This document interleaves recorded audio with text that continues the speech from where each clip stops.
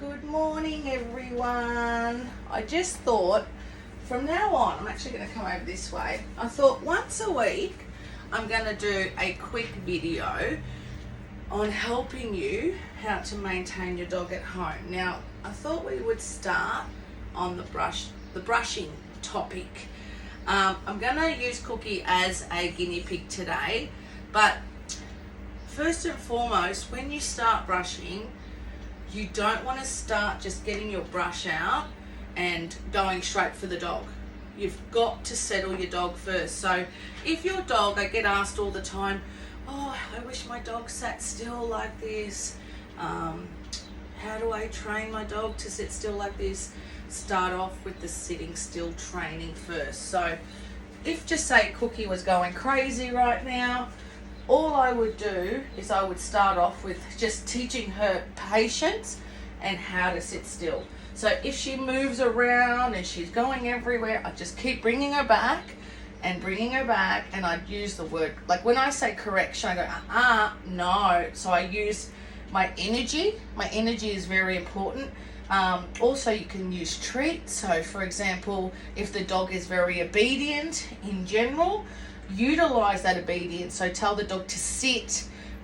Once you can get your dog to focus, everything else is easy. So for example, your dog doesn't know how to give you the hand yet, okay? So just teach touch first. If we start adding a brush and the dog doesn't know how to do touch or sitting still yet, everything's going to go downhill. Another thing too is the face. If the dog moves its head and all that, and that doesn't know how to be touched yet, it's gonna play up. So start off with that first, all right? Once you've done that, and if you guys are having any problems with it, don't hesitate to send me a video and I will show you where you're going wrong, okay? Because sometimes it's very little things, and if you stop the small things, the big things won't happen. So when you see a dog start to wander and you let that go, it will then escalate to other aspects, yeah? So stop the little things and the big things won't happen. So we've got our dog settled. Another thing too is routine.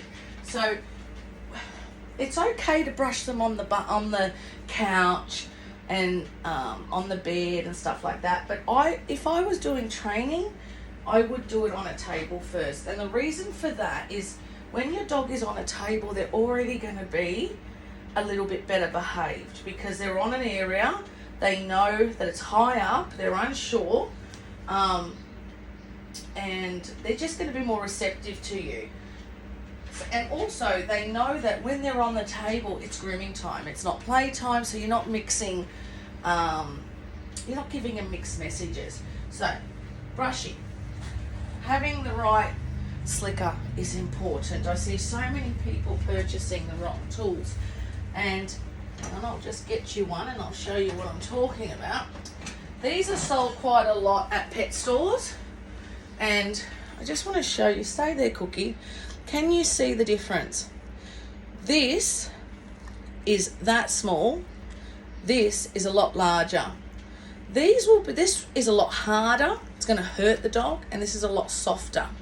So when purchasing a slicker, make sure that it's not too hard, it's soft. So when I say not too hard, it's not, the bristles aren't so close together like this. And you'll find the cheaper ones tend to be more like this. These ones are more expensive, and you see how they're just different. Also the pins are longer. So when it is going into the coat, if you had a really long coat, this is not going to do much. This is going to barely touch your surface, and it's going to make you work a lot harder. So getting the right slicker is very important. Also, getting the right combs. So different pins, different combs. This I would use for longer coat, and then this I would use more for shorter coat. But if you were going to buy grooming tools, just get these two things. Or you can purchase one that has, just imagine, it has the smaller portion and the larger portion together. That's probably another good little one you can purchase. Buying a brush alone is not enough, okay? So when we start off, we start off, can you see that, guys? Hang on a second, I just want to put you over here. You start off with your brushing first, and if you notice, I'm not going too crazy, I'm just slowly brushing. All right, brushing, brushing, brushing. Now, to make sure that I've brushed properly, I have to go over with my comb, because if the comb gets stuck, that means I've not gotten to the root, okay? So your comb is your spot checker. Now, if you had a dog that did have a knot, for example, isolate the knot. Just imagine there was a knot there. You would go back with your slicker. You would try and soften your knot out, separate it. You can then also purchase a conditioning spray, spray with your conditioning spray, and then go over with your comb, okay? If you see the knot is still not coming out, keep working it with your slicker. So don't go like this, work and isolate the knot, and then keep brushing it till it comes out. On average, if you've got an oodle, poodle coat, you want to be at least brushing 2 to 3 times a week.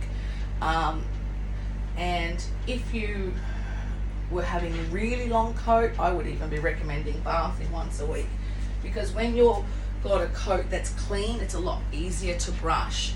So that is just showing you how to, see there's a little bit of stuckness just there, how to brush coat, okay? Very important, very important. Now, dealing with the face, all right? So when you're dealing with the face, I would not use this on the face. It's too big, it's gonna scare her, okay? So what I would do is I would get my comb, and it's much more comfortable for the dog, and I would comb the little muzzle area, okay? The ears I can do with the bigger brush because it's not right into her face, so she's a lot more comfortable with it. So, you know, be mindful of, you know, little things that your dog is telling you. Every dog personality is different. See, like there's a knot there. I would work that, and then I would go with my comb, okay?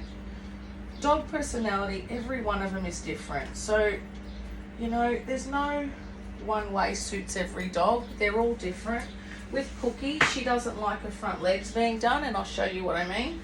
So when you have a dog that doesn't like, see that, how she flinches? So she's a dog that I would never start at the bottom of the paw. I would start at the shoulder first, and I would build her up to relax. All right, so when I then go to the paw area, I wouldn't go really quickly, I'd go really slowly, because I've got to be mindful that she's telling me, hang on a minute, I'm not liking that. So again, be mindful of little things, and make sure that when you do lift your dog's hand up, it's in a very natural position. You know, if you say, Cookie, if you lift the back leg up and it's like this and you're trying to brush, they're not going to be happy. So be mindful of a natural position. So yeah, that's the topic of brushing, and I'm thinking of bringing you guys a video once a week on little topics like, you know, grooming related topics to help you all. So I hope you like them, and Cookie, say goodbye. See you guys.